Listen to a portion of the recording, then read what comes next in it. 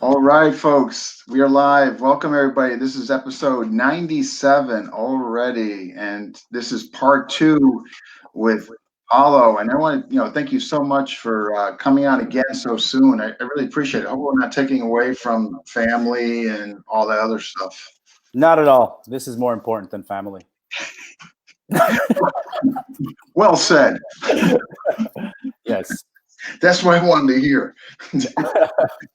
No, last time was great, man. I got pretty hammered there, and I even did another live feed on my personal. Yeah, that part wasn't a good idea, but yours definitely was. So thank you for having me. Something after our initial interview. Yeah. I went live on my own I have to check that out. No, no, I mean, like, I cried, I got emotional, I said some shit. I'm like, okay, wait a minute. I'm not trying to be that authentic in front of everybody. Oh no. So in other words, I should proceed with caution? No, don't ever do that with me, man.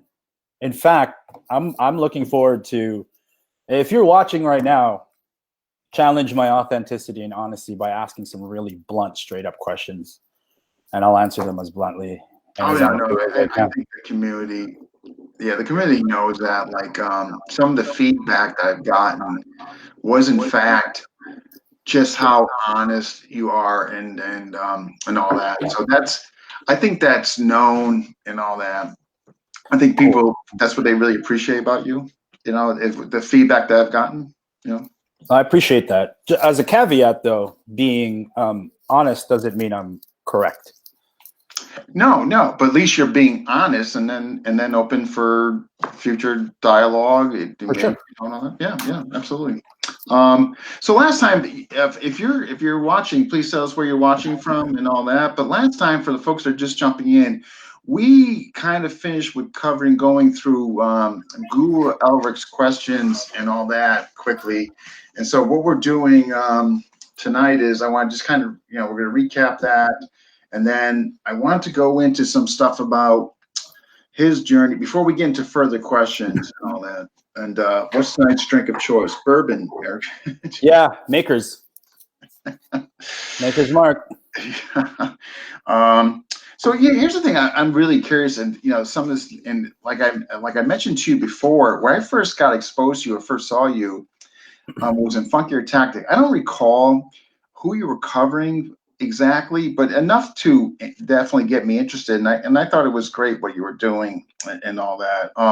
So what I'd like to ask you is, the different people you've been exposed to and all that.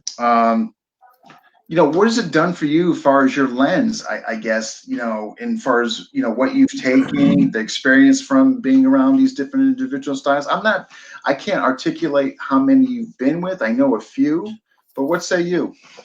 One of the greatest lessons was to be unimpressed, right? I come from this a foundation of exploring the tactical community, which means I was around a lot of soldiers, some highly decorated ones, some ones that you don't ever get to hear of, law enforcement officers from all around the world, in conjunction with martial artists and fighters and thought leaders. And so through this journey, I don't think I became jaded or anything like that. I think I became educated as to, for example, if you're a Filipino martial arts instructor, I mean, having a student who's a cop, I mean, that's like the trophy wife of FMA. Yeah, I teach law enforcement. Yeah, I teach law enforcement. Therefore, my stuff's valid. I became so unimpressed with that. And the closer I developed real lifetime relationships with veterans, I was welcomed into some closed doors, and I was privy to information. And while I still don't have the confidence or the right, to say things like, not all soldiers are created equal, not all Marines are created equal, not all special forces guys are that special. For me, the default of being unimpressed was a really, really important milestone for me.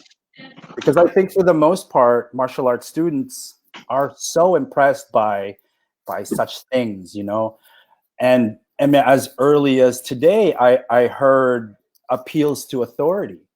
Oh, are you saying my grandmaster's a liar? He trains this. No. Yeah, and there's a lot of lies, you know. FMA instructors say, "Oh, I teach law enforcement or I teach special forces," but really, what that sometimes amounts to, when I scrutinize it, is that there was a cop in the Within the format group. seminar, right? Exactly. Oh, Or you know, I have friends that I grew up with who ended up being badass dudes, and we still train. And so they take liberties when it comes to padding their resumes, which I think is incredibly dishonest. No, I It's know also for up to sure the people have student. done that. Yeah. I'm not gonna say the names, of course, but I definitely, and you know what, I think you hit on something you really do, because you know what made me wonder sometimes, like when you see that trained law enforcement, you know, special forces, I'm like, and then because you see it, and so you want to, because you're seeing it, you want to get the benefit down, believe it, but then when you walk away from it, sometimes I'm thinking like, so what, all these guys are training special forces? Like, how is that possible? It's ridiculous. Know? And here are some questions that I think, if you're a student, when you come across an instructor who says these things, here are some questions you should ask. Okay, are you still Right. are you still teaching them? Right? Because Mm. many of the tier 1 special forces groups, by virtue of who they are and what they do, they have to explore the totality of what's out there, right? So they'll call in a Filipino martial arts instructor, and they'll identify whether or not this instructor has any value for the unit. And if they never get called back, that's a sign. So you should ask, hey, are you still teaching them? Okay, I are like you that. still teaching them? The other thing is, was it sanctioned by the department, the unit, the battalion, anybody? Was it sanctioned or was it not sanctioned? That's a really, really important one, you know. And you know, another thing is, what did you teach them? Because someone like Grandmaster Bobby Tabuada, when I first heard that he taught special police, I was like, what? There's no way. Why would they call GM Bobby for that? And then I met GM Bobby, and then we had this discussion. And GM Bobby is one of the most honest FMA grandmasters in existence. He said flat out, I have nothing to teach these special police. I have nothing to teach them about How their honest, though. nothing, but I can teach them attributes. I can improve their hand speed. I can get them to think on the fly. Yeah. And I was like, man, GM Bobby is the man. GM Bobby is the man. Super, super honest guy, super charming. So yeah, be careful, FMA students. Yeah. You know, that's, you know what, that is, yeah, right. He was honest and saying, you know, yeah, wow. No, Super that's honest. but yeah, Super but honest. I think that's really great stuff you just mentioned. Like the students should be like, you know, because here's the thing too, man. When I talk about a lot too, is like, you know, people, you know, a lot of these students, and I was guilty of this in the beginning. You know, we get like, oh man, you know, the instructor in the system is more important than me, and now I'm like, my journey is what is the most important, and if you don't fulfill it, I will leave and go elsewhere, because I am the most important. Because like when I was with earlier systems, I got caught up in that, like, oh man, I can't leave. You know, I mean, you know, that internal struggle and all Yeah. that. Now I'm like, I am so far beyond that. Like, and it's kind of refreshing. Like, nope, it doesn't fit me anymore. Yeah. And there's value to your specific journey, Dean, Yeah, and you wouldn't be where you are now without having gone through those experiences, right? But 100%.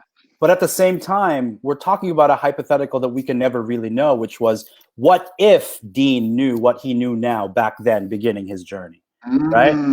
We can't do that. But what we can do is, hey, let's help out the future generation of students so that they become, That was really well put.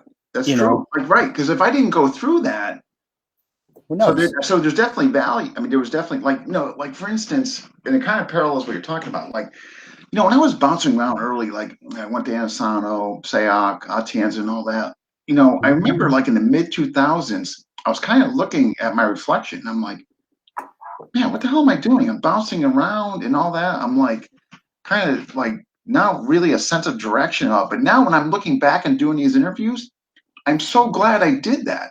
Because now I mean, like I can give compare, contrast, I can give some Yep. assembly of like what the person's talking about and all that. But it's funny, but it kind of parallels what you're saying. Like there's a value to those experiences, that maybe you didn't see then. Yeah, I mean, I like the quote, something along the lines of there is no sense of accomplishment without struggle. And so because you go through these experiences, you can feel proud about where you are. Whereas if you're given these things, you just don't get that sense of accomplishment. So, yeah. And That's well put. Wow. Thank you. I'm going to just give a quick hellos to people that are. yeah, there's some awesome people in the house, man. So we got Eric, who asked about the liquor of choice. We have Maria Aquino. Hey. We got Brian, brother Brian, making the. You got it. So you've been complimented with one of Brian's work. Yes, I have. We got Martin. Hello, Martin. We got Dan. Oh, Miss Whitney Lee. Who's that? Guru Vico. Who's Guru that? Roger. Guru Alvin. Maestro Hey, Alvin. I've heard of Roger Agbulos. I've heard good things about that guy. Oh, Who's that guy? you heard him from me. He is. Oh no, I'm going to tell you about Mr. Roger, man. Yeah, Yeah, Mr. Rogers. Julius, my man. Jason Ward. Cool. And hey Dean Larson. All right. And Carl, where's the red wine? Where's the red wine? Oh gosh. Red wine is gone, Carl. Alvin Albano's in the house too. No instructor or yeah. Maestro and he just got recently promoted. Iron Tree Conley. What's his first name? David. Hi David. And we got all right, from England or Ireland. I forget which one. But anyway, okay. So who were when you're doing it? And I saw a few of them, and I thought they were fascinating. Like the experiences you were going through. I remember one with 2-on-1 with knife and all that. But I do have a question. I'm going to get to a question from Guru Vico, but yes, when you're doing this and like some memorable standouts, like or experiences that really stuck with you or influenced you or just changed your perception on things or what have you. Do you want to keep it FMA or do you want to hear about like helicopters and speedboats? I guess for the sake of the channel, FMA. FMA. Okay. So I'll tell you about Tuhon Kit Asenis and how he changed the complete direction of my FMA journey. Yeah. I'm wearing his shirt. Shout out Kali Mundo, PTTA. Okay. Tuhon Kit Asenis. He changed the path of my exploration in Filipino martial arts. Filipino martial arts was a byproduct of Aperture Fight focused for me in terms of wanting to explore martial arts, right? I left Funkier Tactical and, some people thought I got fired. Like I own the company. I just decided to deprioritize my focus into... let's back up. I'm sorry. Let's back up. You owned it? Yeah, I still do. I mean, I started and owned these things. Oh, I had no idea of this. Oh my! Oh wow! You owned Funkier Tech? I own Funkier Tactical. Yes, I do. I mean, yes. Why? I mean, it's kind of silly if you think about it. Like, I'm some like hippie pot smoking Filipino Canadian immigrant, and then I rose to near the top of the tactical social community very quickly. When did you start it? I think going on 7 or 8 years now. I had no idea. I knew you're a part of it. I had no idea that you owned it. That's incredible. Wow, that's fantastic. I own it. So you still do? I still do. I have partners now. Yeah. Okay. So the long story was that when I first came into the firearms community, people told me it was this close-knit, supportive, community. That is not true. It's the opposite of that. It's cutthroat. Everyone's copying each other's designs. Everyone's talking behind their backs. There are still, obviously, there's pockets and small circles within that community. And for the most part, the people are great. But it wasn't the close-knit kumbaya thing that I thought it would be, right? There's a lot of politics. There's a lot of ba, ba, ba, ba, ba. And I really couldn't find my voice, right? There are only so many ways to pull that trigger. There are, you know, it's hard to have an opinion in the tactical community, right? And so I transitioned into martial arts. I felt like that was a community I could have more freedom to express my opinions. And on top of that, I saw a future. I envisioned a future of the reharmonization of the tactical community and the martial arts community, because there was a divide from the I'll just shoot the guy, I'll just stab the guy, you know. You have dudes in gis doing gun disarms that are completely illogical and lacking any context. And so there was an animosity that built up between these two factions. And I thought, what a tragedy. You know, the martial concept is all encompassing to include things like poetry and playing the guitar, you know, just sitting down, all those things, guns, they are part of the totality of fighting. And so I left one seeking refuge. And what I found is, you know, not that much better, to be honest, in terms of the infighting and the cutthroat and the backstabbing. But at least the totality of information or accepted information was, you know, there was variety and diversity there. You know, there's only a few ways to pull that trigger. And right. I mean, to some degree, all triggers are the same. But you can throw 1,000 kicks, different ones. And we can talk about 95. And so, but my vision is to reintegrate these two. And to bring the gun community into because the guys who say I'll just shoot the guy can barely walk up a flight of stairs without running out of breath. They don't practice their draw stroke, concealment, and it's all marksmanship from 5 yards. And they think they're commandos. Just as martial artists, there's an equivalency in martial arts. You know, like you have FMA dudes thinking, you know, I'll just stab this collegiate wrestler on his entry to a double leg. I'm like, yeah, you might, but then he's got you, bro. You know, he's got 17 seconds to smash your face until you die first. So there's a harmony to be had, just like there's a harmony to be had also within the artistic, artsy-fartsy, fancy, useless FMA to the hardcore, practical, gross motor FMA. These two things are not contradictory. They're complementary, and people just don't see that for the most part, which is sad. So sad.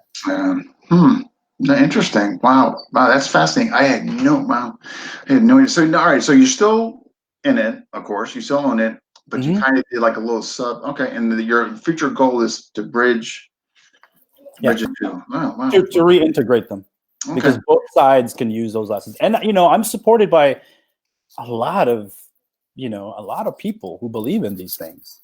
Who have been doing these things. You know, it's funny. We, me, one of my training partners, we did a seminar locally in Connecticut, and we got a bunch of police and all that. And you'd be surprised how many don't practice drawing under pressure. Yeah, man. You know, and I was the knife guy, just flying at him, and you'd be like the 20-foot, the Dan Asano 21-foot rule can be reduced by falling on your back while you're drawing in it. But it was interesting. But it was just, what really stood out to me is how that not practicing under pressure, you know. So I think you got something good going. Yeah, man. You know. Yeah. So trying to draw a knife with Greg Nelson on you. It's a death wish. And you know, I had about a year and a half of training that I threw out the window, and I said that was all useless. But that's how you. I know. Believe me, I've thrown a ton of stuff out, but I think that's part of the. I think it's part of the journey, right? I mean, it is. I mean, it was sad. I hated letting go. Yeah, I know. But if you see truth and all that, You Yeah. have to, because then you start lying to yourself. People get addicted to getting good. Yeah, yeah. Even if that good thing isn't very valuable. You know, I got good at this, and any evidence suggesting that, who cares if you're good at that? It means nothing. You know, well, I'm still good at it, and they'll double down. You know, instead of just changing paths. Yeah, agreed. Yeah. So getting back to some, like far as the FMA, like who were some of the people that you met, like, stood out? Yeah, Kitasenas. This is how we changed my path completely. Okay, I approached it being this like, I just want what's practical in FMA, and I thought I was doing FMA a service, right, by getting rid of the fluff. Boy, was I wrong. Okay, and when I met Kit Asenas in the Philippines, I asked him a question on camera, and I like to not tell people what I'm about to ask them. And then so I ambushed him with my camera, and I said, "Kit, ready?" He's like, "Yeah, bro, ready." And I remember the question. I said, "Kit, what's wrong with FMA today?" And took a pause, and then he said, "Nothing." Nothing. You probably weren't expecting that.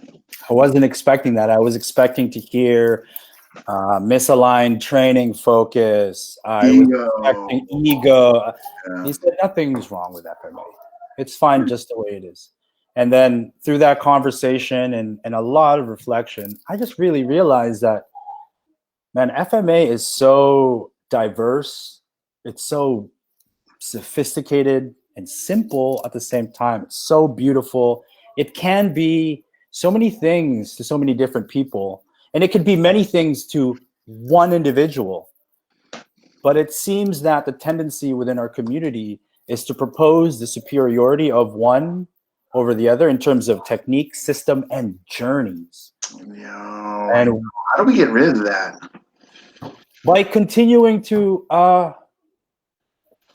call it out when we see it, but understanding some of the nuances of Filipino culture as well, so that it doesn't devolve. Yeah. And man, today was really, really close for me. I mean, it got really close with that whole "is stick grappling thing stupid?" By the end of that discussion, and it happened in multiple places. Yeah, I know. It was like over there. Right. So I was like, I reached out to two of those people through the commentary, and I'm like, look, man, I can tell you're a really good guy. I'm just trashing your video right now because your video is absolute garbage. But that's not representative of your channel. But for certain, that's not representative of the totality of your character, of who you are and what you represent. Sure. And I'm like, next time I'm in the Philippines, guys, drinks and pulutan are on me. Like, let's go sit down and have a chat. Yeah. He's coming on very soon, Alvin. I think maybe this Sunday. Cool. Yeah, but I the thing, and not to get off, because I want to get back to some of the people that that you really experienced and that really stood out. But like, and it kind of parallels what you're talking about, like, one system better than the other, or they handle these things better than the other. It goes, like, I think we need to do is build on the common ground, because if we keep focusing on the differences, right, kind of build. But if we kind of look, okay, this is our common ground, and let's kind of go from there. And of course, then you can't have name calling and all that jazz. No, but our common ground is limited. Yeah. It's like boxing, jab, cross, hook, uppercut. There is an FMA equivalency to that. That's our common ground. It's just because it isn't boxing, because there's such rich diversity. And to be honest, there aren't really enough people fighting in it and sparring in it to really have data about. I know. That's a whole. Who's the greatest espumador in the world today? The greatest? Today, alive. We don't know. Yeah, I mean, it could be somebody in Mindanao that's tearing people up for all we know. But maybe, but even then, a guy who's killed 50 people, but 39 of those people were asleep when they were assassinated, it doesn't mean shit to me. Yeah, right. Like, who knows? Yeah, exactly. That's not skill, that's beyond the scope of martial skill with regards to its relevance to FMA. Yeah. Maybe, because I think FMA really shines in, under ambush and, assassination type context. That's really where we shine. We're not really so much mano a mano, right? No. I mean, there is for sure, but I think the spirit of Filipino martial arts to a large degree is veiled under deception and ganyo. It's very samurai in that sense. It's very mafia in that sense. Yeah, or ninja, I should say. Ninjutsu. Yeah, whatever that romantic ideal is of studying the behavior of your enemy and capitalizing on routine, moments of no awareness, things like that. Yeah. Wow. So, all right, standouts besides the one you just mentioned. Who else? Who else really like? So Master Henry Espera, for example. Dude, that guy brought me to tears when I came back home. I spent maybe just 6 hours with him, maybe a little bit longer. But he poured his heart out to me, and he showed me what I feel is the entirety or the core of his system, and it was absolutely brilliant. He doesn't even correct. Yeah, Rapido Realissimo Kali, but he's got a really strong tie with Tatang Illustrissimo, which I have documented. Tatang would show up at Luneta Park on Sundays, right? Oh, what the heck was he doing the other 6 days? He was hanging out with Henry, and his boys. Henry Espera is really an incredible human being. One of the coolest things for me, realization wise, was that Jared has got this TRICOM program, right, which is really a distilled version of boxing, grappling, and Filipino Kali. Boxing being Western boxing and Muay Thai, grappling being wrestling and jiu-jitsu, Brazilian and German jiu-jitsu, right? And he's been teaching TRICOM sanctioned repeatedly for like over a decade to special forces units, sanctioned by either the country, the unit, or the department. He's been silently doing this. And then I studied his TRICOM system. I made the TRICOM videos. And then I loved it. It was really stripped down, scaled down, right? Yeah, sure. His whole thing isn't that it's, people might say, oh, it's watered down, but no, it's specifically designed to be scaled to teach a mass of untrained people to be deployment ready, functional retainability in a short amount of time, right? And then so I studied this, and it was amazing. I mean, 2-on-1 controls, transitioning from gross motor this to gross motor that. And then I go to the Philippines and I meet this old man, Master Henry Espera, not really expecting much. And the knife work that he showed me, Dean, this was incredible, okay? The knife work that Master Henry Espera showed me was like textbook counters to TRICOM material. No kidding. So this old man who lives in, I don't even know his living conditions, he's got the counters to what some really elite dudes consider to be their knife fighting material, their knife defense material. And so I was blown away. I was blown away by that. God, I reached out to him to come on the show, and he said for now, no, which, no, I mean, obviously, no worries. But I would like to get one of his reps, for the system. Sagani, there's one good guy that I know of. But really, Master Henry is amazing. He's got no, ambition to go to the U.S. and have big. He doesn't want any of that. He wants to eat a banana and chill out and hit palm trees with his with his palms, by the way, which is nuts. Wow. Like, this guy is so conditioned. I've never met anyone like him. Really? He's How got, old is I don't know, man. He's pretty old. He's an Yeah. old dude. But he's got this giant lump on, like, if you feel your wrist right there, you can kind of feel like a little ball there made of bone. His is like friggin' a golf ball, hard as steel, man. And so when he parries, it hurts. Yeah. Yeah, Yeah. If you're getting hurt by a parry, I mean, there's some conditioning going on there. Yeah. oh, he's an amazing human being. Master Henry Espera. Shout out to him. What a gem. What a How gem. about Guru Vico's question was, how was it your experience with Fabrizio?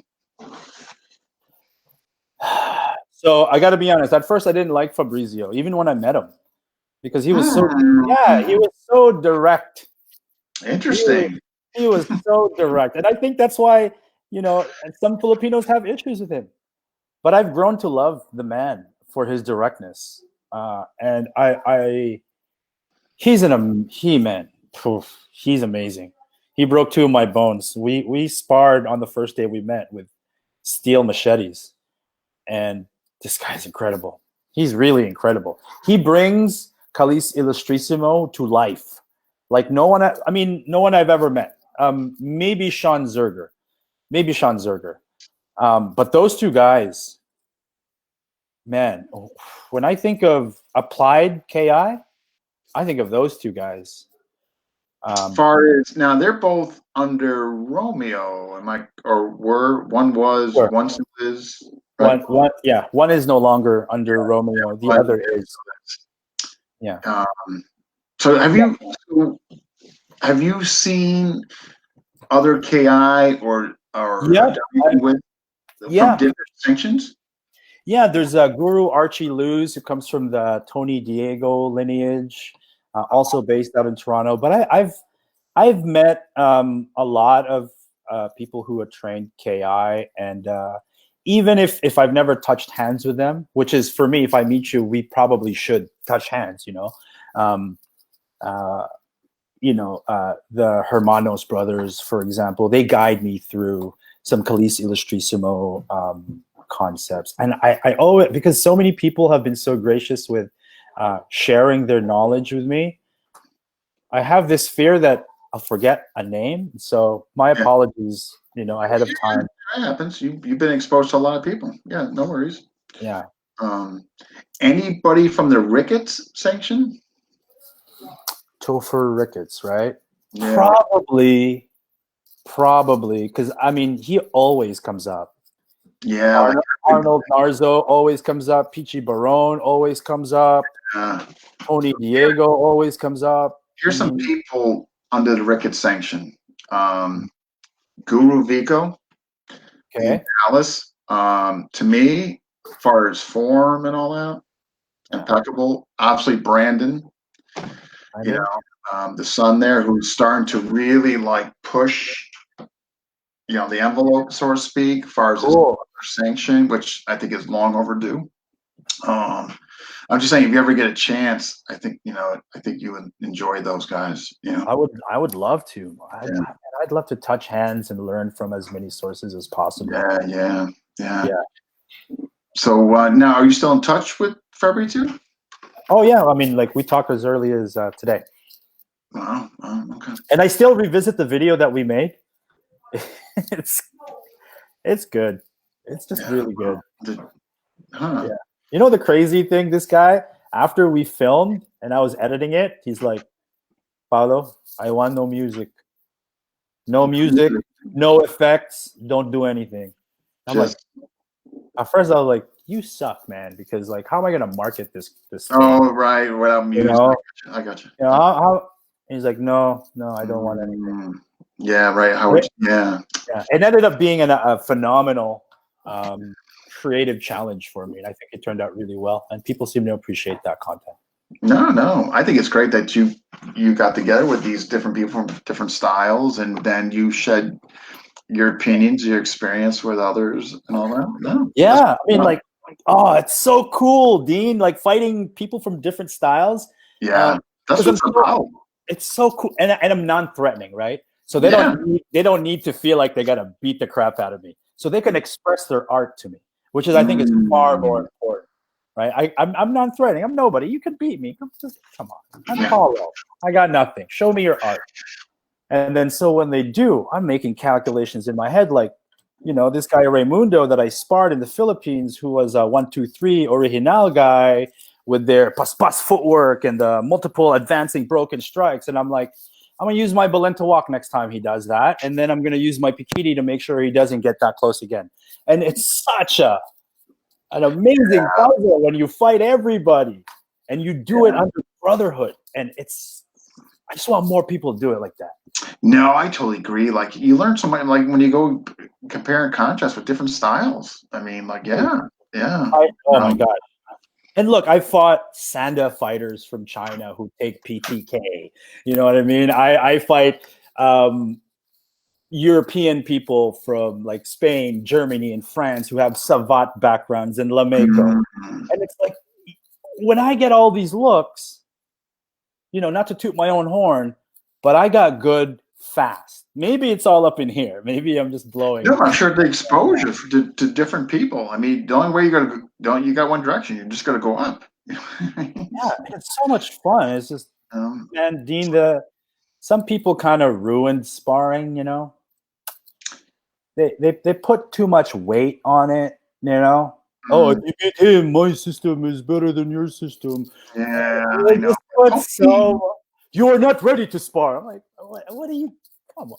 What do you mean you're not ready? Wow.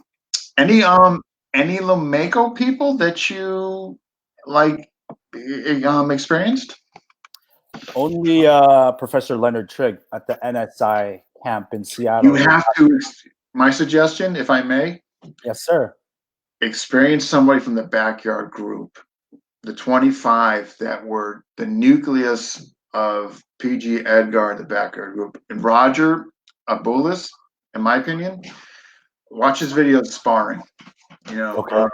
I think he would be like somebody worth your pursuit to touch base with. He's in Los Angeles. Who else? I mean, there's Dino Flores. I mean, there's many others. But I think you would enjoy like time spent with him. You know what I mean? Man, I'm new to this, and so I feel like every time I hear a name or I hear a name again, you guys should all be envying me, all you people who have been at this for a long time, because everything is fresh to me, everything is new, everything is exciting. It's great. I haven't developed preconceptions, this and that. Well, I'm slowly starting to. I'm afraid of that, right? Yeah, or you can. My teacher, David Gould, Mississippi. Just make sure you bring a very well hand protector. Okay. The Lameco hand guard is what you would like to get. Dude, guys who specialize in hand hunting, those snipers, man, they're fun. They are so fun to play with. Yeah, but you should definitely I think you would enjoy seeing somebody from the backyard group. I really do. I think you would. Yeah, because somebody like you who's really enjoys seeing different people, different styles. I think you would really enjoy it. Yeah, I will, man. And thanks for introducing me to that Julius guy. That guy's a cool cat, man. Yeah. Oh, I love Julius. Oh my gosh. Yeah, he's Julius is smart dude. Yeah, that's my man. That dude is so smart. He's so smart. He has to hide his genius. I know. We're gonna get him on. He's been. Here comes the bourbon. We're definitely gonna get him on. But I know Julius Felix's health. Yeah, I know. Yeah, that's too bad. So what we okay, here's a one. Your philosophy of training. What say you? Okay. I think I represent the vast majority of martial artists. Vast. Seldom does a person who begin a martial art do they reach black belt level, correct? Right? That's what I hear, right? More people drop out than make it to the top. Yeah. What is 10% or something? Or whatever? something, Yeah. something like that. So I actually represent the vast majority of martial artists, dabblers, casual practitioners, hobbyists, people who like it for maybe other reasons. So I represent that. Okay, I'm not dedicated, disciplined, or consistent, which are, that's a formula for greatness, right? I am curious. I am passionate. I am creative.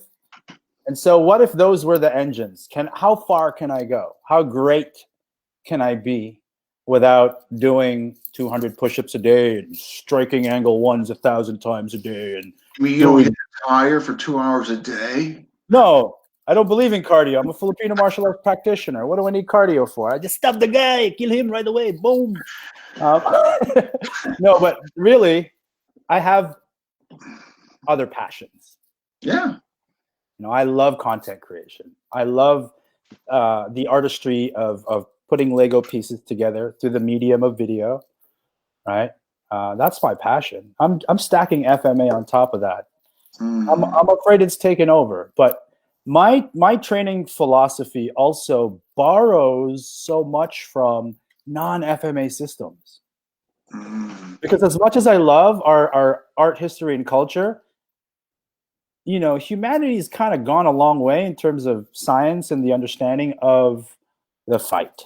We all, the body only moves in so many different ways. Yeah, that's true. But the methodologies with which we enhance those capabilities have changed dramatically. Yeah, with technology, science, sure.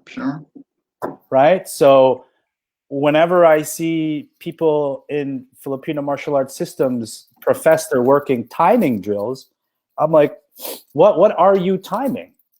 This is a pattern. What exactly is the timing there? So maybe it's a different kind of timing. Maybe they're actually talking about rhythm and cadence. But you can't have a timing drill in combat sports where the stimulus is predictable, because you're not working the supporting skill sets needed with timing. I totally agree with you. If there's an element of memorization and you know what's coming, the time, it's a false sense. Right. Yeah. It's a false sense of timing. The method right from the get-go is wrong. Yeah, I get you. Right? So do something like this. Find a feather or a leaf or something that when you throw it has and you can't predict where that's going to go. Tracking that, right? And then boom, boom, boom, boom, and then you have to decide based on my position if I'm going to hit it with my angle 2, if I'm going to hit it with my angle 4, if I'm going to hit it with my angle 1. And in a moment in time, a split second, you actually have a legitimate, real training moment. And then you do that enough to your brain, then they manifest in the fight or in the application. So yeah. Interesting.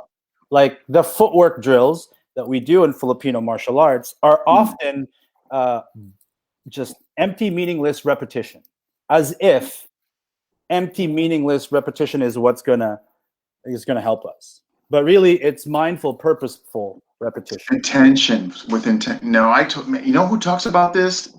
You should meet him. You're going to be really enjoying. A matter of fact, last night I was on the phone for an hour with Guru Roger, and he is all about that. Like, whatever you're practicing or training, it should it should have, like, what is your intention? Like you said, instead of mindless doing open triangle for like 2 hours, you know what I mean? So I'm telling you, you would enjoy it. That's just to eat up class time, so that the instructor can talk to the student he really wants to. Yeah, once in a while, look at you. Yeah, you guys are like, okay, no male triangle, okay, and it's like, the master's really invested in that fighter. We can tell because we've been doing angle 1. Yeah, right. Yeah, I get you. I totally agree with you. Like my thing is like my individual training. Like I practice or train. What is going to make me more explosive? What is going to make my feet quicker? Like I bands on my feet, kettlebells going down. Instead, like you said, okay, I'm going to, for 2 hours, man. I'm going to do all the triangles. And I'm not saying there's not a value. I don't want to get misconstrued. There's value. Your point. Yeah. But being honest, what value is kind of important, you know? I mean, yes, I don't want to say it doesn't have value. Of course it has value. You're still moving, still exercise. Sure. You're still with your friends. You're still not at home on the couch. It's valuable. But when you tell me that's a timing drill, I can tell you it's why it's not, you know? And look, Dean, we have these motions in FMA that are universal, right? We do this, boom. And we have information about resistance, don't we? Right? What resistance can do. So tie a resistance band to this in that trajectory and then do the thing that you do. It's not that hard. Why do I need to be a grandmaster for this? It's so easy. Much to your point. Check this out. Check this out. Oh, snap. Oh, Dean's fired up. Okay, I put this on the door handle, and guess what I'm doing? Boom. Dean. Boom. It's like, you know, get creative. Right. Or logical. Both works. Or better yet, yeah. But you're not going to find resistance bands in some ancient scroll in the Philippines that validates it as being part of an ancient fighting art. But it's like, yeah, you guys are losing the point, you know? You're not. I'm with you. Well said. Yeah, bro. Yeah, I'm with you. All right, next. Your view on sparring, and you already kind of touched on it a little, and its importance. Yes. So before we get into that, let's address some of the criticisms in sparring, right? There are artificialities in sparring that we can observe time and time again. Number one, it's a dueling format. That's a legitimate artificiality in modern times, is it not? No one's really dueling with weapons. It happens, but so rare in our society that it's almost negligible. Yeah. So there's that artificiality. Yeah. The two are wearing helmets, right? So even if we were to imagine that machete fights happen in real life, machete fights don't happen in real life with fencing masks and hockey gloves. So, you know, you have some people who will sacrifice an entry because their preferred range is Corto.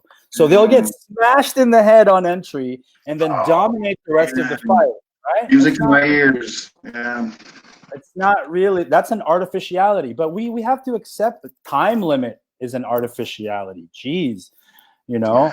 So once we accept the fact that we will never, ever, ever get rid of every artificiality in the training environment because the fear of death will never go away, right? Or it will never be present in a good training environment.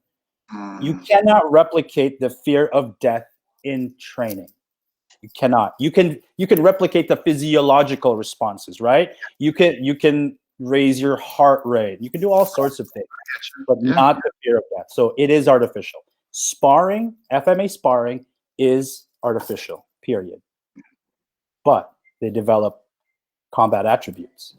Sure. And there's no better way to craft your ability to manage distance and to really polish your timing based on what we can see on video to be a singular cue. I saw him do this. You know, we talk about tells, right?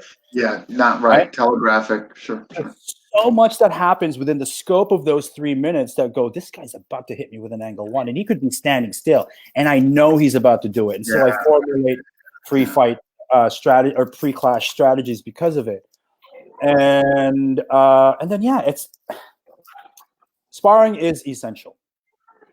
Whether you do compartmentalized sparring, whether you do full contact sparring, whether you do no protection padded stick, whether you do point sparring is so. Dean, okay.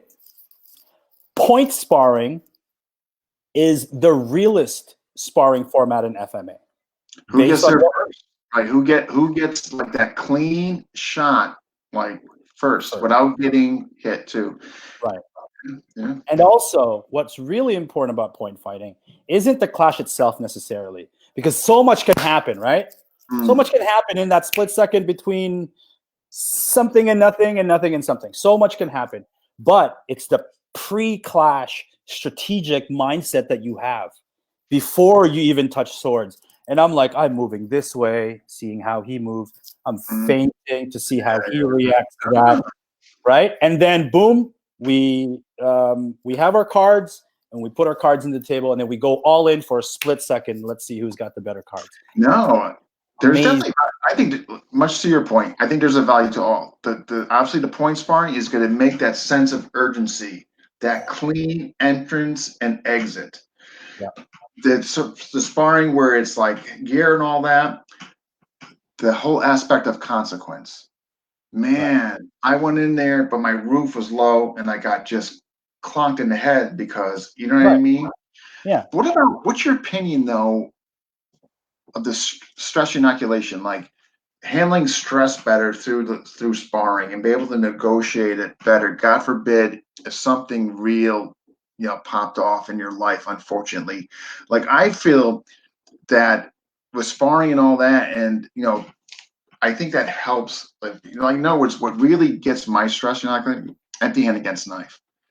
Man, like the stress of like if that lands on me, or man, if that cuts me, like that, like I really make it like stressful. So God forbid if something happened, like I would hope that would negotiate stress better. Does that make sense to you?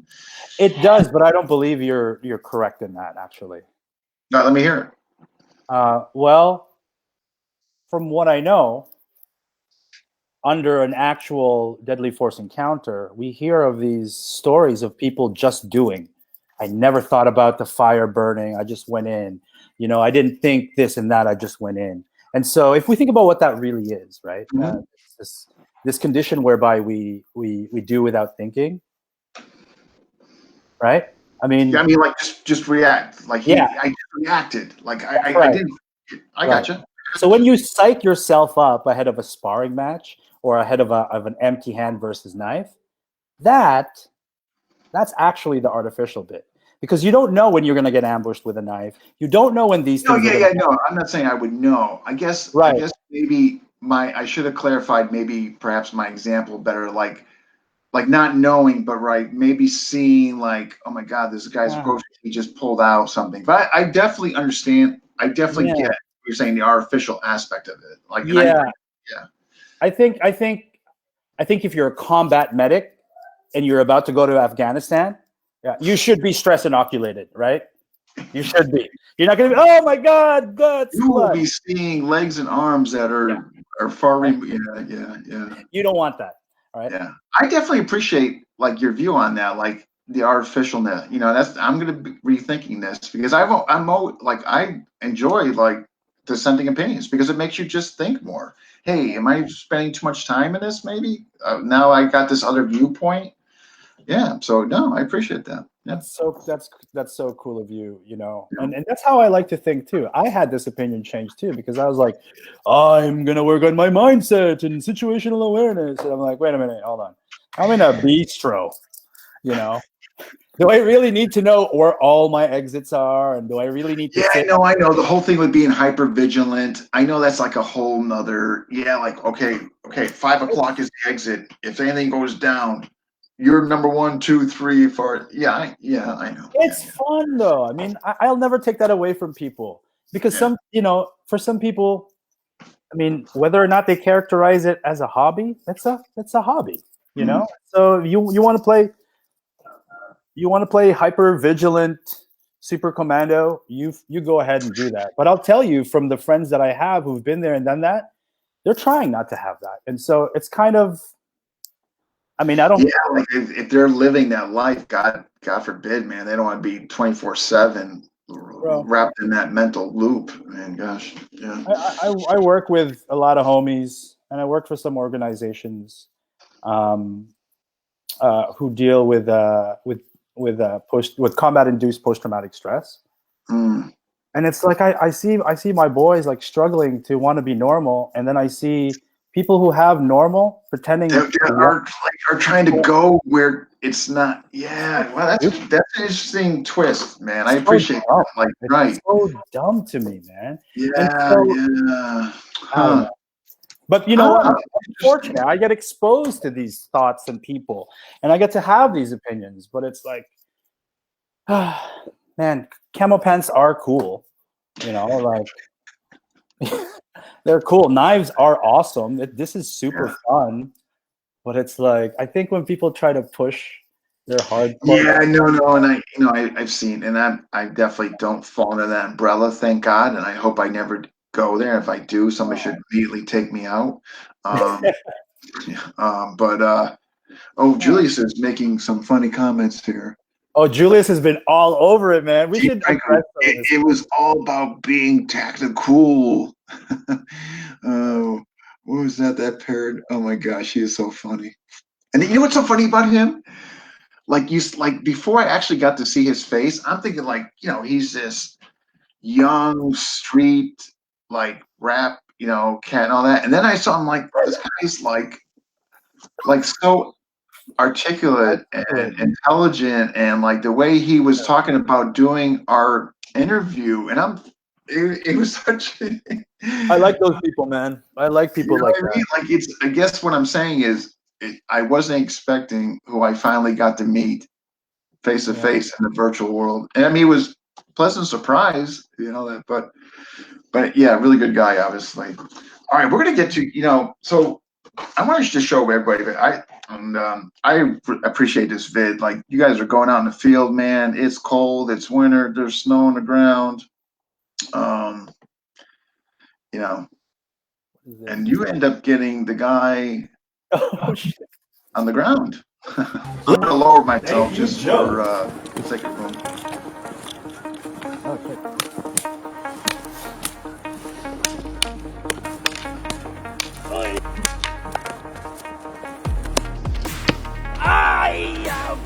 We're ticked! Oh. You're finished! Let's go!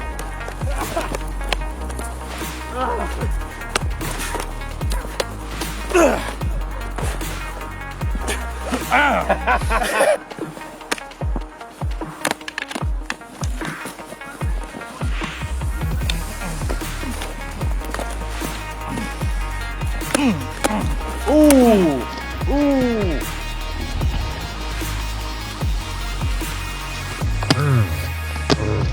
Oh, God, he killed me. Oh, Puño.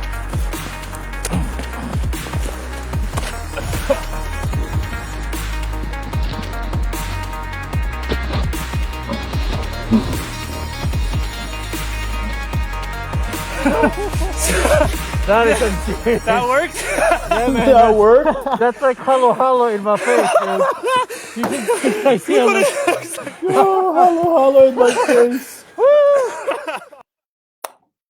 Oh, I love that guy so much.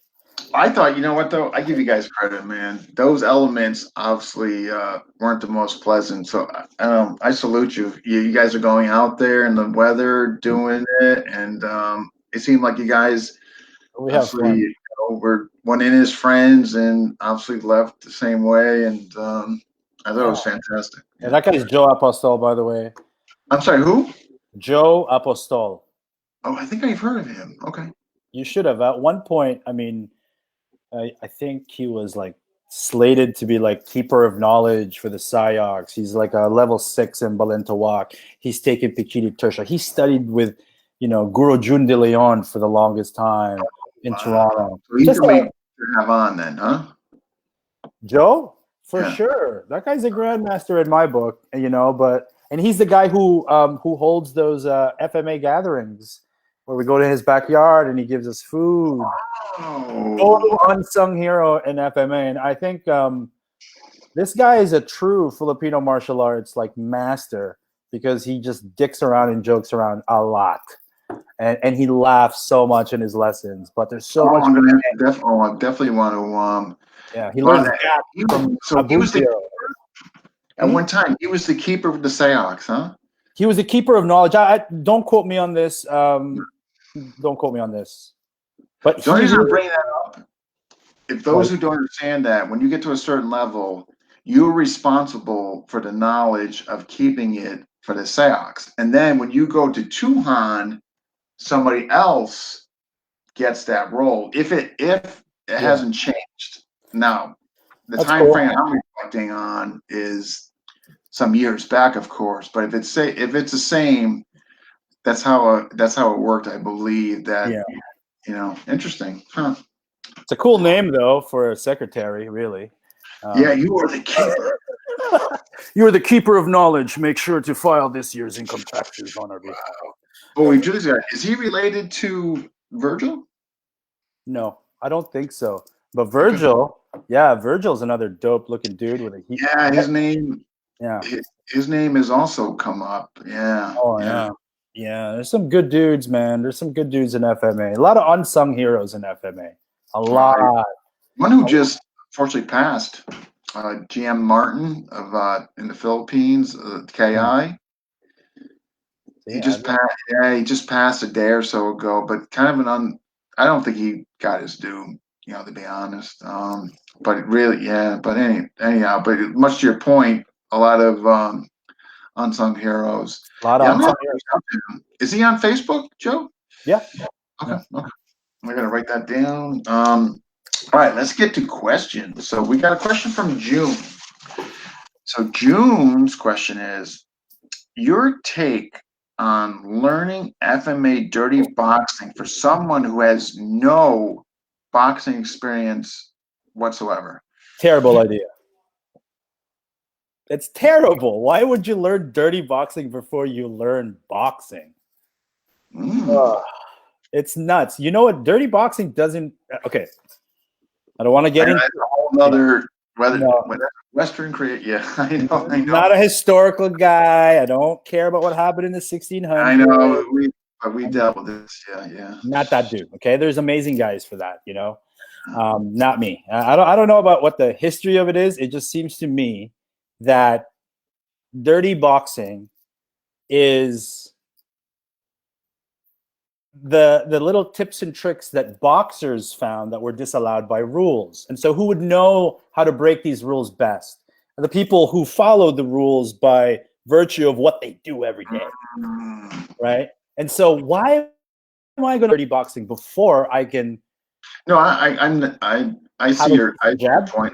It's valid, and I've heard very similar to what you just mentioned, that the dirty boxing was the elements that you mentioned that the boxers did in the ring, and then it got construed as dirty. But it's this was brought up on when I had the four fathers, what they called it anyhow. Not my descriptive term, but when they came on, that came up like that was a big thing. Like like the whole thing and dirty boxing and all that. All right, but no, thank you for your answer. Okay, question from Rudy, and this was a two-part question, and so what unifying factors contribute to such intolerance and cheap shots of systems when it should be about the journey? I think we touched on it a little bit. We have unsung heroes and hidden gems die before they even get an opportunity. Couple that with a little bit of jealousy, my system is better than yours. I'm better than you. Why are you more popular than me? Yeah. Right. And so when we have this crab mentality, jealousy, it's very hard to lift someone up who's above you. The tendency is to want to drag them down a little bit. No, I know. And social media, man, what a great tool to do that, huh? Amazing. Anyone can have an opinion. Right, regardless of what. Any old loser can be heard. I get it, man. I get the frustration, but don't hate the player, hate the game. I look at somebody like, Mang Henry Aspera. He figured out how to do live feeds. I see Datu Kelly Warden, and he's doing graphic design, and he's making they're navigating. They're trying to find ways, whereas some don't. Some see the mountain being too high and they refuse to take the first step. Right. But they're gonna drag whoever tries climbing it though. They're gonna drag down. You know what I mean? It's sad, but yeah, it's difficult to really promote someone when you're trying to sell the same goods. Really, So I get it. I mean, right. Okay. And there was a part 2 to this, and his part 2 was, to many self-promoting individuals, with the Mhm. need to prove that they are the be all end all at everyone's expense. What are your struggles with eco and machizo characters? I'm not sure if he's asking me to comment on other people or if he's asking me to reflect upon that. As I far think as, he's. I think the way I'm reading it, that he's using other people's experiences. And have you struggled or experienced this? um, yeah, of course I have, and one of the things that I learned in the tactical community that I wish to carry over to the martial arts community is no matter how experienced and wise and amazing you may think you are, your experiences does not represent the totality of potential experiences, right? So if someone says, "Oh, I'm a law enforcement guy and I've had bullets and knives flung at me, and I got in 35 street fights," without dismissing the value of those experiences, that does not represent the totality of experiences. And if you're going to appeal to authority to validate what you teach, I'm just going to go ahead and find somebody else who has more experience than you. And well, what, that makes you automatically wrong? No, it doesn't make you automatically wrong. Just like your experiences don't make you automatically right. No. So if I say, "Hey, I was in the Marine Corps, 89 through 95." Well, I'm like, okay, cool. Well, here's a Marine Corps from the Vietnam War era, and he disagrees with you. So who's wrong? What, based on when you served? That doesn't make sense to me. Let's look at let's analyze things a little bit more logically and to a higher standard than, well, my master taught me this, and he taught the Philippine Marine Recon. I know. You know what? You're so right. You know what that parallels? The subjective and emotional attachments. It blurs the lens of objectivity, and it's just like if the people could detach from those, But that requires I know it's hard. It's hard. Like You we work on all that. have Yeah. like a subjective and emotional attachment thing. It goes without saying. But But you worked on that. You have that because you were self-aware enough and you were cognizant and reflective of your faults and mistakes. You didn't choose to ignore your mistakes. In fact, I bet they eat away at no, I not to tap myself on the shoulder. I believe I think I have minimal attachments outside of my family and all that. And because man, I'm telling you right now, if I do a system and stuff's not working for me, man, you better believe, man, the next day I am like, because because I did that in my beginning journey. I had those subjective emotional attachments, and boy, did they serve me well. Right? I mean, I've had, I feel like my life is this compressed version of multiple lifetimes. I get to learn lessons really, really quickly and things like that. But some of these things, they do require a lifetime to achieve. Particularly people who are really, really have those attachments. It's tough to work through. And It's hard. And you know what I often hear when I bring forth a disagreement or a rebuttal to someone's point? It's sad to me, but they say things like, "Oh, what? So you're saying Guru Inasanto is a liar?" Or, I know, you can't disagree. "Why would he lie?" I know. Why does it always have to translate that you're attacking the person? Like, in other words, critique versus criticism. Like, what is so wrong with critiquing and that you're not really, but you're not, but I know, but man. When people don't have anything other than FMA that's connected to who they are, those are the most dangerous people.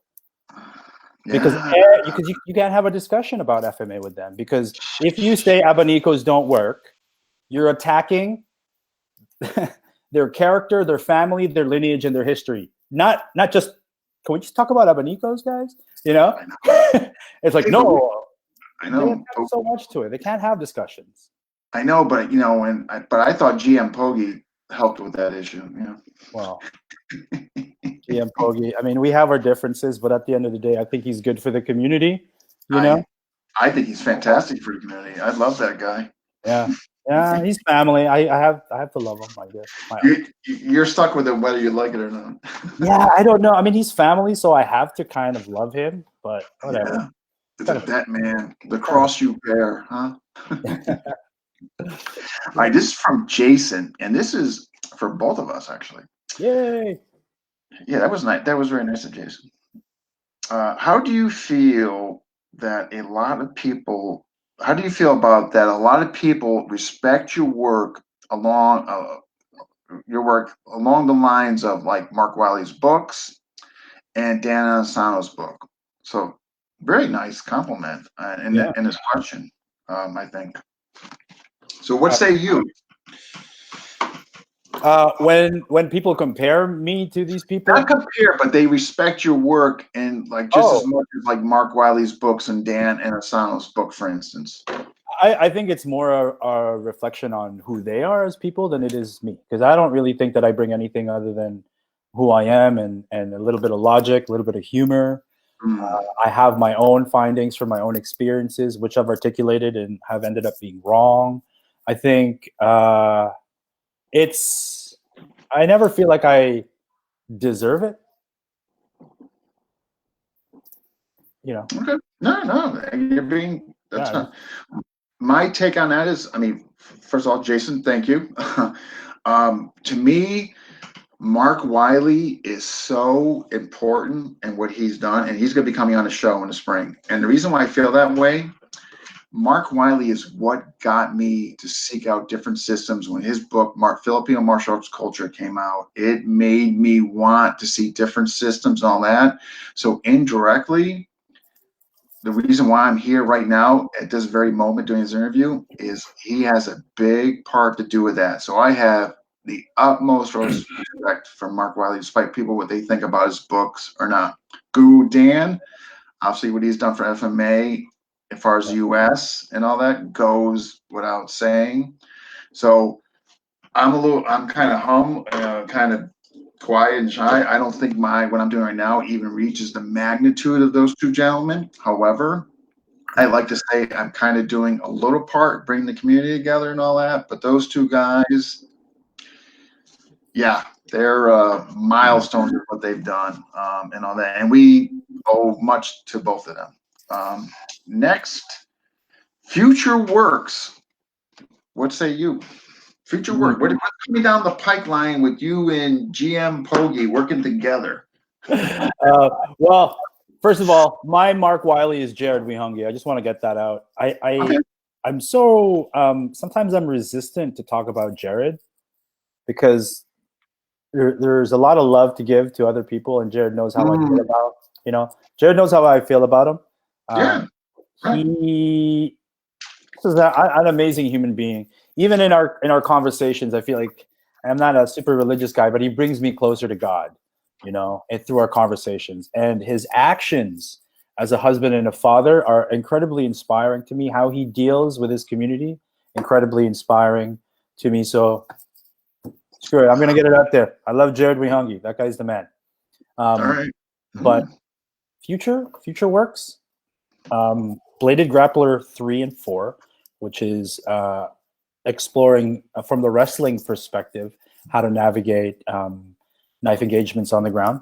So there's that, and that's with the first set is with Greg Nelson and Todd Fossey. The next set is going to be with Jared Wihungi and Slivers, and it just goes on and on and on and on and on from there. I'd definitely be interested in seeing that. Super awesome. I got a Greg Nelson self-defense series that's coming out. I have videos from like 3-4 years ago of amazing FMA instructors I have not edited yet. There's just a lot of things happening. Oh, wow. I need a staff. Yeah, I do it all myself. Like I don't have a staff of editors, man. Yeah. I think that's fantastic. Wow. Yeah. No, So I'm looking forward, especially that, like, one of my things I spend the most time on, I don't know if it's good or bad. I haven't determined that yet. Is FBA against knife.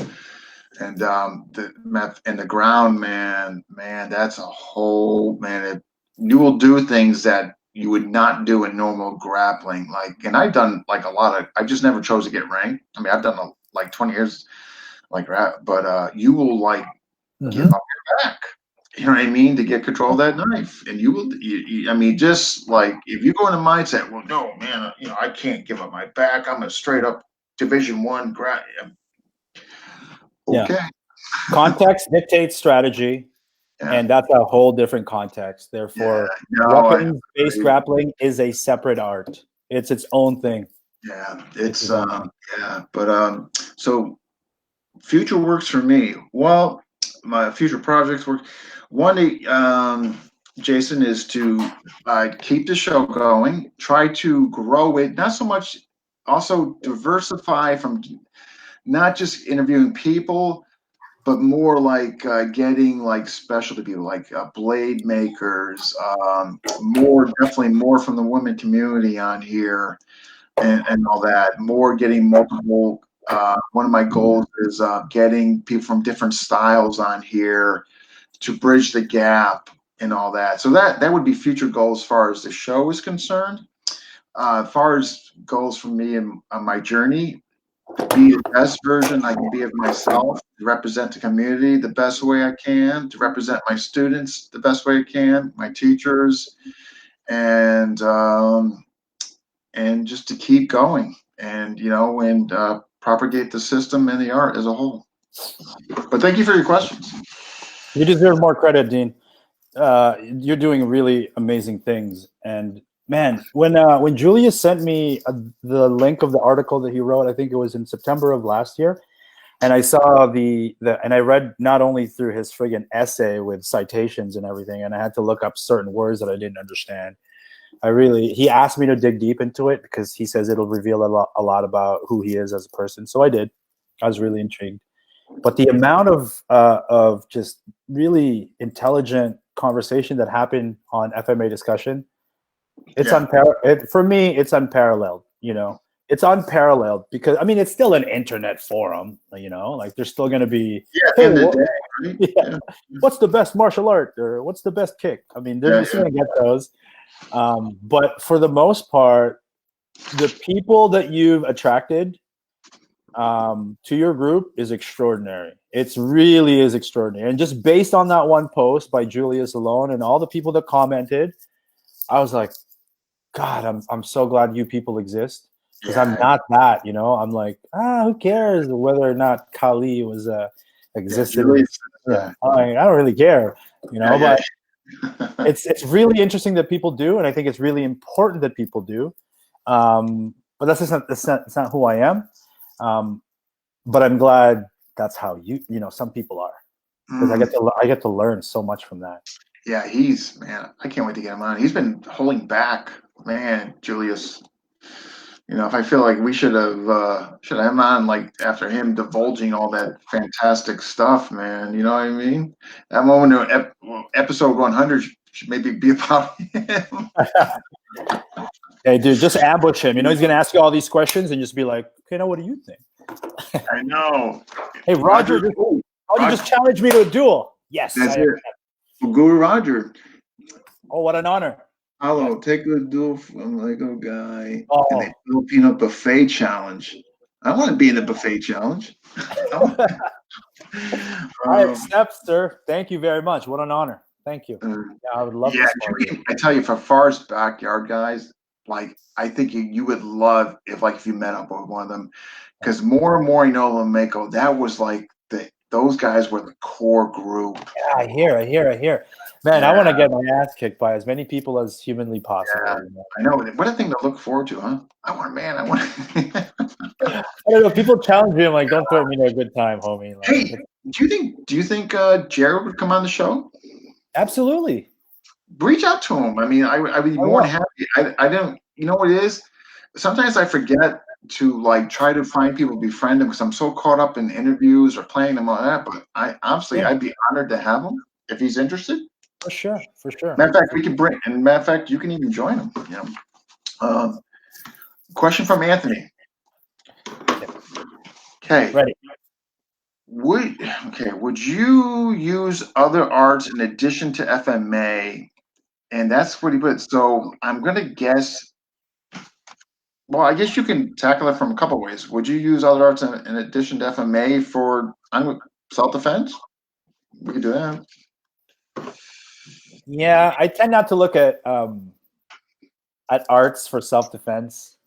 You know, I think self-defense is a personal endeavor, and so you can pluck from as many sources or as little as you like, or none at all. Mm. So I don't want to put, I want to give a shout out to Mick Coop from the UK, and he gave me this brilliant analogy. And he's a non-FMA guy. He doesn't even consider himself a martial artist. Kind of a been there, done that kind of guy. Big dude. Like Strong Tom dude. Nope. Huge. Nothing to do with martial But arts. he told me that, a violin is beautiful as a violin. It doesn't also need to be a hammer. I mean, sure, you can hammer a nail with it, but it's not what it's built for. And so I really reflected on that for a long time. And it allowed me to really appreciate the art and love every bit of the Filipino martial arts without the weight of, well, this is practical. Well, this is self-defense. I just enjoy it, What's more real than art, to be honest? What's more real than passing time with joy? That's more beneficial. That's more conducive to a healthy life than, pretending you know exactly what you're going to do when you're about to get stabbed. So yes, I borrow liberally from as many arts as I can to compose my personal cocktail of what I believe a self-defense solution fits for me and my family. But sure. I do not rely on a singular art or system for that. That's I think, nor should you. Yeah. No, I think that. Yeah. His second question was, regards to personalities, do you find that when you get into group training, that ego is weeded out when the groups are bigger and stronger? I guess in size, or Yeah, no, not necessarily. But ego, it's not the size of the men around you that get rid of the ego. Yeah. It's the work that you do, because hard work is humbling. That's why I don't like it. Yeah. No, hard work is It's humbling, That's why I don't.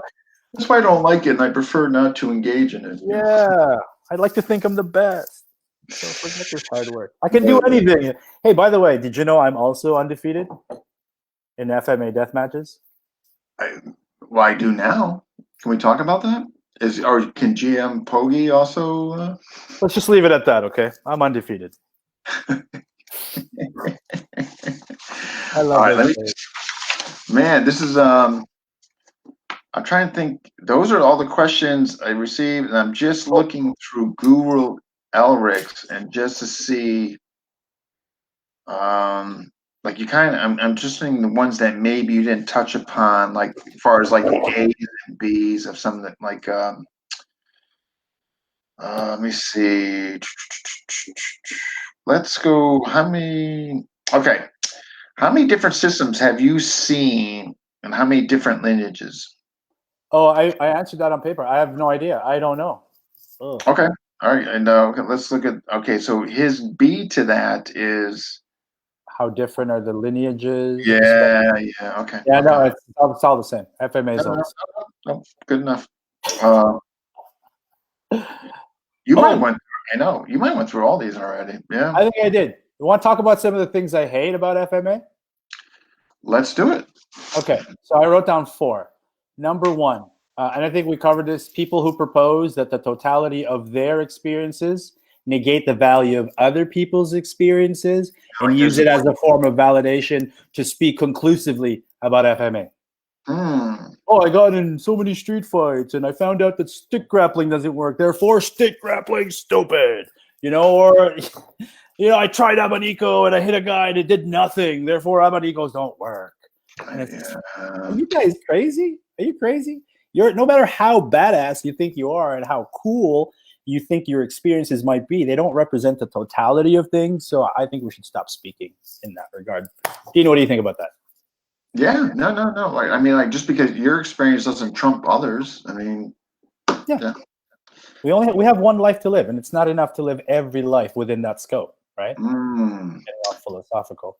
What's your second dislike? Passive aggression. Ah, and social media brings that out better than any. Oh my lord! Yeah. I Yeah. used to do that until I focused more on self-defense and practicality. I'm like, you idiot. Why would you say that? Or I used to train, Lameko until I found Balintawak. You know what's funny? You know what I tell my students with regards to social media, and because they know obviously what I do here. I said, you know what? You don't need to be. I tell you one thing. All you need to do is go on social media to see human behavior. You don't need to be a psychologist. You don't need to go to college. Just go on social media, and I tell you, it'll tell you everything about people. That's true. I mean, I learned a lot about myself as well. I made so many mistakes, Dean. Like, I've been dragged in by trolls. I was the troll. I was the peacekeeper. I was the instigator. I've been the fire, the flame, the accelerant, the thing that ends up getting burned. I've been all of these things, and I'm like, oh my God, I'm such an idiot. That's funny. Allow me to pour myself on there to further. Right. Yeah. Or it's like somebody does like a really great video and they're like, you should really tuck your elbow in more. I guess so. Okay. I was swinging at air, like. Yeah, but next time I'm gonna do that. Yeah. Numeral 3. What's your third? Yeah, people who try to make a name for themselves in FMA without ever using their real face or name on social media. I think these people are cowards. I think these people are a complete disgrace to the very thing that they think they're promoting. If you're going to try to make a name for yourself in Filipino martial arts and you're going to try to call out other people, put your face, put your name, stand by your word. No more. There's so many people who hide behind fake profiles, and it's like people can find me. People know who I am. Like, they can. That's such a bizarre behavior. But you know what? People think it's liberating. They can say whatever they want when they've got a map. They're under this false. Yeah. Right. You know what? And to be honest, that's who GM Pogi is to me. My uncle. Yes. My dear uncle. My dear uncle. We all wear masks, but at the end of the day, a lot of people take FMA very seriously, and it's really, really meaningful to them.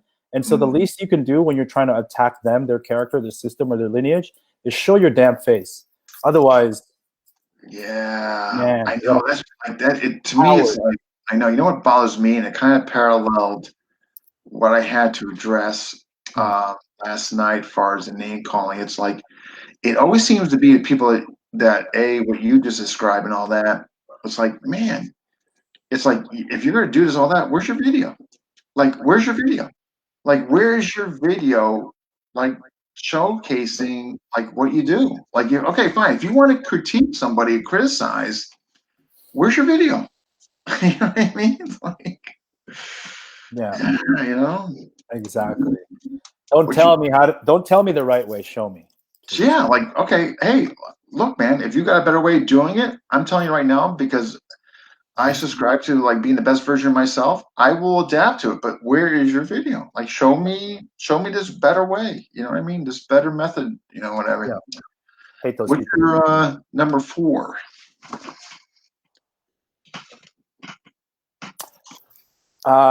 Okay. Well, I gotta rephrase this, but I wrote like FMA systems that market and promote themselves to the public, but never really show anything about who they really are. Yeah, I don't like that.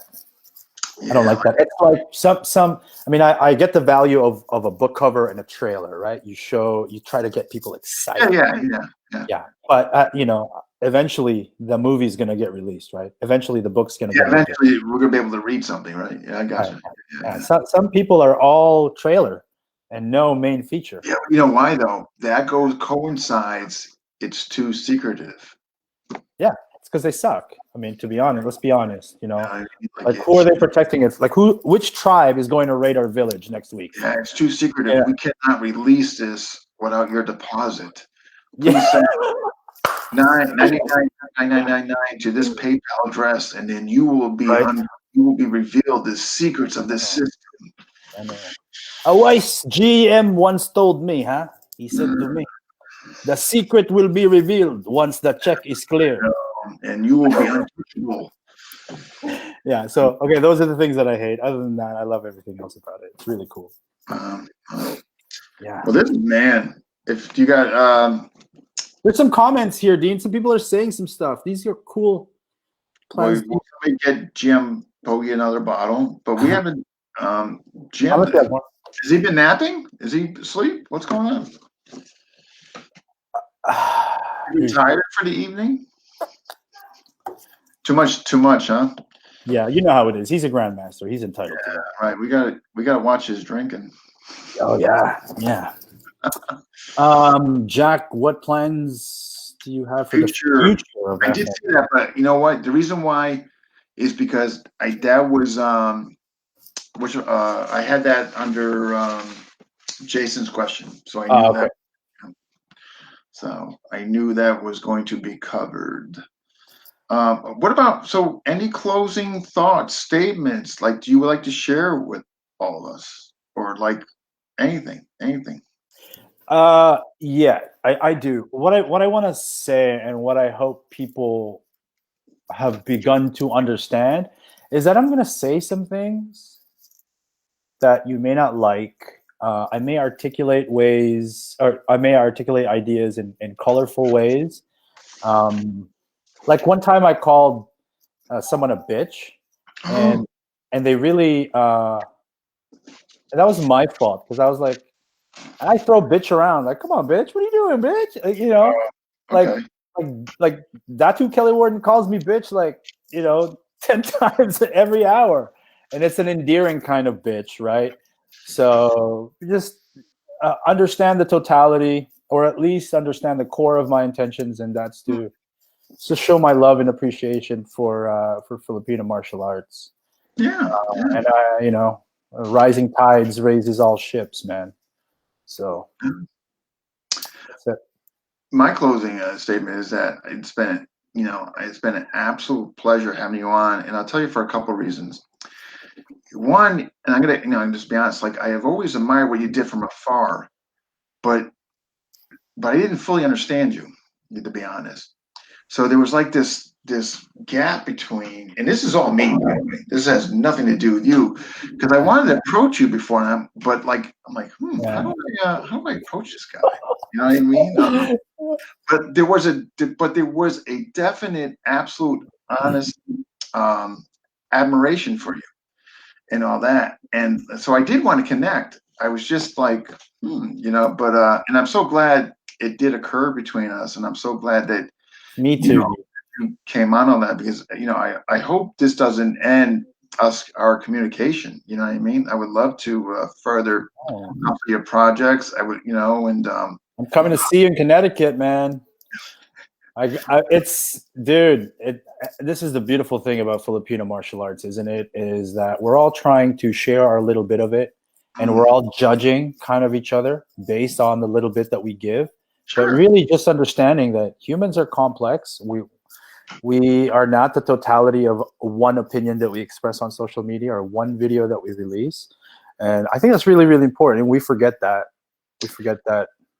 Yeah, but yeah, I would obviously, love and embrace that. You know what I mean? And again, I always get people back.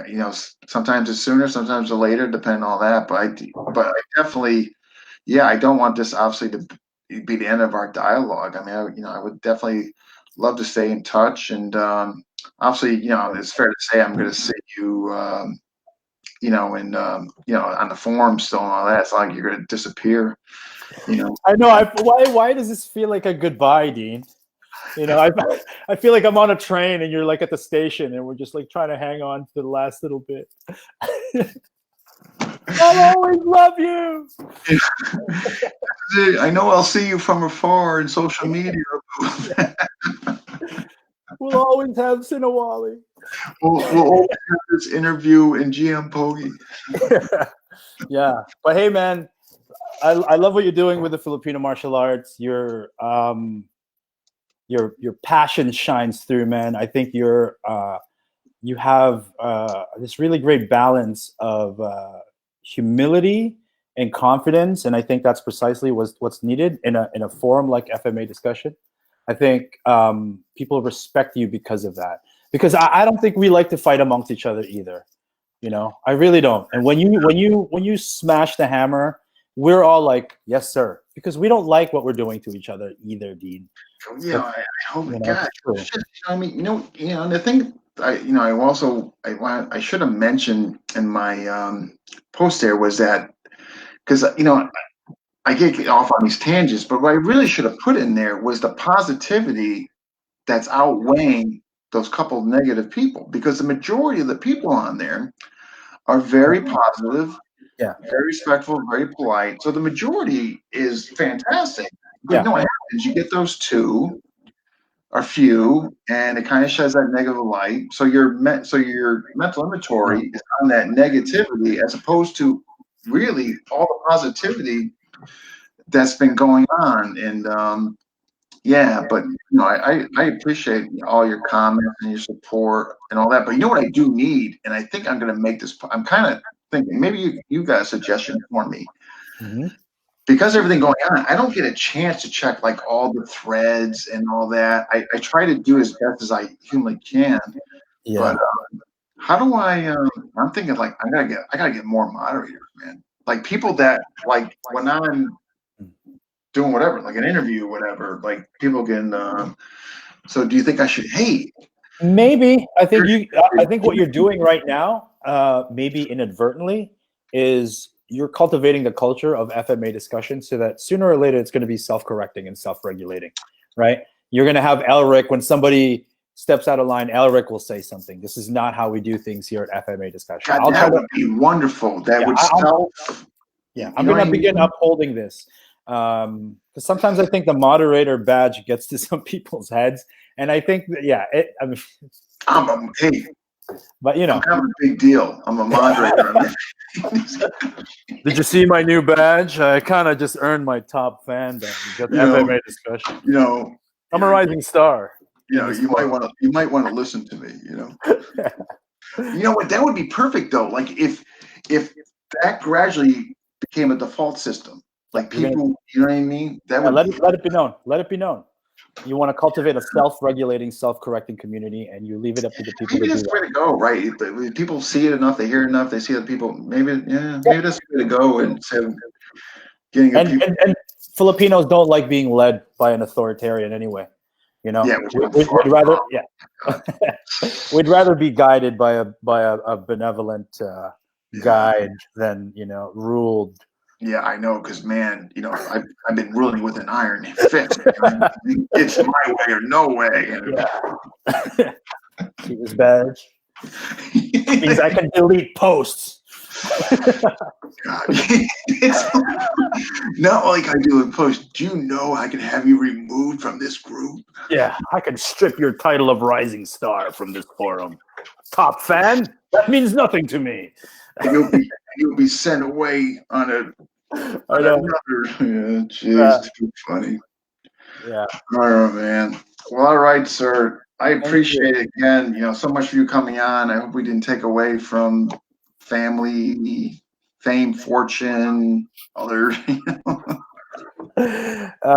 No, you're taking away from the season premiere of Vikings season 6. Okay. That's it. But hey man, thank you for what you do. I want to thank all the members of FMA discussion. Please continue sharing. For all you noobs out there who think you suck, present your material anyway. Share it with humility. Ask for advice. Yeah, and let's support each other. Not everyone's going to be awesome at everything, and right. So keep sharing FMA. I'm telling you, you don't have to be a GM or a Tuhon or a lock-on, blah blah blah. Just share. It is within each and every person to be creative and innovative, if for nothing else, for a personal sense, right? What works for you may not work for me, but hey, I still want to see. I kind of want to see. I want to be tapped in. So I totally agree, man. Yeah, like get yourself out there, man. Yeah. People, maybe, but people, you know, I think they're afraid of reprisal. Oh, like, you know, that's in man, I can't stand when people do that to other people, man. Like you got, you know, it might have took so much courage for this person to do that, and they I do it, know, right? and it Oh my, gets slammed. Like I it's, can't stand bullies, man. To me, that's like I don't have a gun, but man, if I had one, dude, in the gun community, it's like somebody will be really proud of the gun that they purchased. You know, they're new to the firearms community, and it's like, oh, look at that. Oh, okay, buddy. You know, you gotta. And it's just like, oh my oh, you god, I know, can't like believe the you got guy that red Blake, card. he's new and he's just trying to express himself. Well, hey, here's a novel idea. How about you be kind and maybe give us an album and tell him like, hey man, you know, I like that you came out and did this. That you know. Yes. Show love to one another, guys. Show Mm, love. You know, you see something good, you don't nitpick on the bad, right? Because that no. makes you look, I don't know, Yeah, tuck I your know. elbows in. No, just share and show your appreciation to one I another. 100%, 100%. I totally agree. Well, all right, brother. You take All care of right, yourself. Please, please, please give my regards to GM. Please. I will. I will. All right, fine, fine, I will. It's very important to me. I'll give you his number. You can talk to him all you want. I hate being the middleman between me and that guy Oh, sometimes. I would enjoy talking to him. All right. For sure. Maybe a full episode with GM Pogi is in the cards. I hope not, but anyway. All right, brother. Take care. Dean, thank you. Absolutely. Good night. Good night. All right. So, they, like usual, that'll be downloaded. I'll post it to the group and as well. Next one, this Thursday night, Tuhan Bill McGrath. Yes, he is coming on Thursday. So, if any of you guys got questions now, by all means, you can PM me, and I will always get to those questions and all that. But that's Tuhan Bill McGrath, which will be episode 98. And in episode 100, Julius, who's been on here, who's just a fantastic human being, is offered to interview me, and I thought that was very nice of him. And that's going to be, and we're thinking Tuesday, a week from today. If worst case scenario, if it wasn't Tuesday, hopefully Thursday, he's going to let me know. Yeah, so some good things coming up, and then and I'm going to make it, going to Florida pretty soon. I'm going to interview some people down there. Dwight Woods, my good friend down there, the pioneer of this actually, and all that stuff. So yeah, we got Tuan Bill Thursday, Alvin Aguilar Sunday, and then hopefully if Julius can get Tuesday off, hopefully Julius on Tuesday night if he can get off. I'm going to find that out hopefully soon by Sunday. He'll let me know. All right, folks, if you haven't already, please hit subscribe to FMA Discussion on YouTube, where you'll see this and other great interviews. All right, all. Thank you for those who commented, submitted questions, and all that. I appreciate your support, and until next time.